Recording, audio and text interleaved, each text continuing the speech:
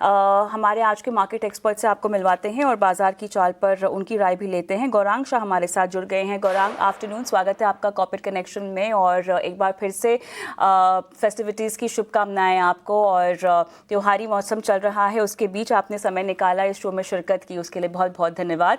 और बाजार में भी जोश कायम है त्योहारों का ही। कम से कम जो बातचीत की खबर आई है ट्रंप साहब और प्रधानमंत्री मोदी जी की, उससे बाजार काफी खुश और राहत महसूस कर रहा है। बहुत बहुत धन्यवाद कविता, इस मंच पर आमंत्रित करने के लिए। सभी को प्रणाम और शुभ दिन हमारे तरफ से। तो देखिए, मेरे ख्याल से ये निवारण आना बहुत ही अनिवार्य था, क्योंकि जिस प्रकार की बातें हम सुन रहे थे और टिप्पणियां सुन रहे थे, खास करके अमेरिका राष्ट्रपति ट्रंप के तरफ से, ये लंबी अवधि में ये आगे मेरे ख्याल से इस प्रकार की परिस्थिति बने रहे उसकी संभावना कम लग रही थी। अब ऐसा सुनने में आया है कि जल्द तारीख पे शायद जो मतभेद है टैरिफ एग्रीमेंट को लेकर के, उस पर सहमति बन जाएगी। दूसरी तरफ कविता, रशिया और यूक्रेन के बीच में भी कुछ समाधान होने की उम्मीद है, ऐसी खबरें हमने सुनी थी। और जिसके कारण जो 25% अतिरिक्त टैरिफ अमेरिका ने भारत पर लगाया था, वो हटने की संभावना। उसके साथ साथ अगर ट्रेड एग्रीमेंट हो जाता है इस महीने के अंत तक या फिर अगले महीने तक, तो शायद ये परिस्थिति में और सुधार लाएंगे। और उसी आधार पर जिस तरीके से हमने H1B वीजा और F1 वीजा के ऊपर जो स्पष्टीकरण आया है, जो अतिरिक्त फीस भरनी थी, उस पर स्पष्टीकरण हमने कल परसों सुना। उसके कारण आज आईटी सूचकांक सर्वोच्च स्तर के आसपास कामकाज करे।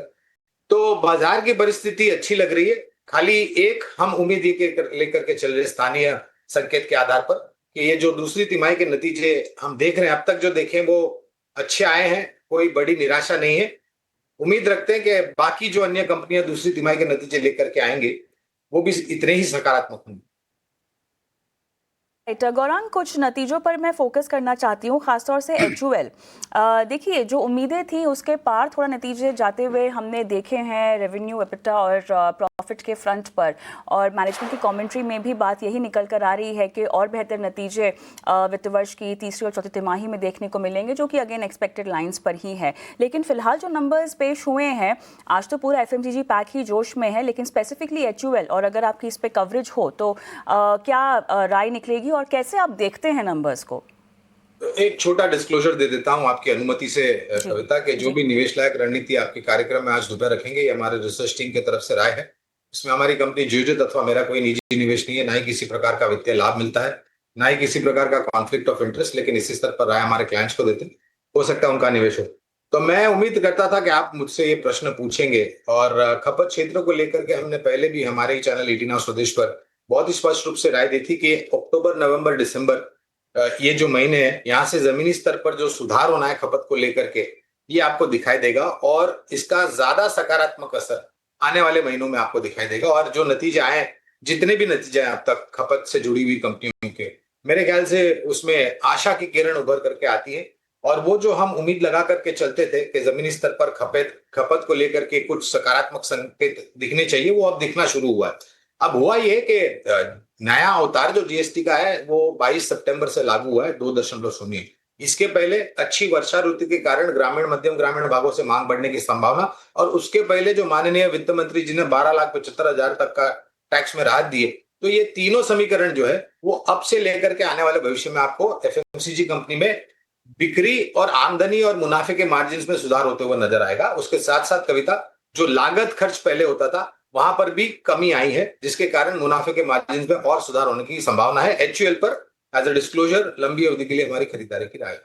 चलिए, लंबी अवधि के लिए खरीदारी की राय है और ओवरऑल अब जो कहानी है वो काफ़ी अच्छा मोड़ लेती हुई दिखाई देगी पूरे खपत क्षेत्रों की, जहाँ तक बात है, जैसा समझाया गौरांग ने। गौरांग, आप चीज़ों पर आपकी राय और अगर स्टॉक स्पेसिफिक कोई सलाह आप देना चाहें तो।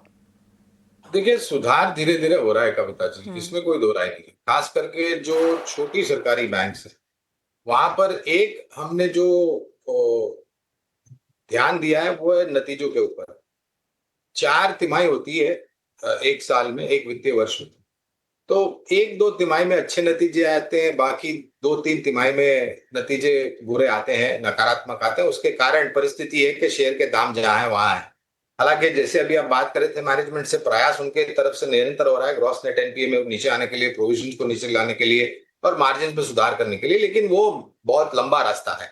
हमने मेरे ख्याल से पिछले हफ्ते ये भी सुना था सरकार के तरफ से कि 3 या 4 जो छोटी सरकारी बैंक है उसका विलय भी होने वाला है। अब मुझे ये ज्ञान नहीं है कि उसमें यूको बैंक का नाम था का नहीं था, लेकिन कवरेज न होने के कारण मैं विशेष टिप्पणी नहीं करूंगा। सरकारी बैंकों की सूची में कविता, हमें state bank of India, Indian bank, bank of Baroda, bank of India और पीएनबी, कैनरा बैंक, ये कुछ 4-5 नाम हैं जहां पर बुनियादी दर के आधार पर लंबी अवधि के लिए खरीदारी की।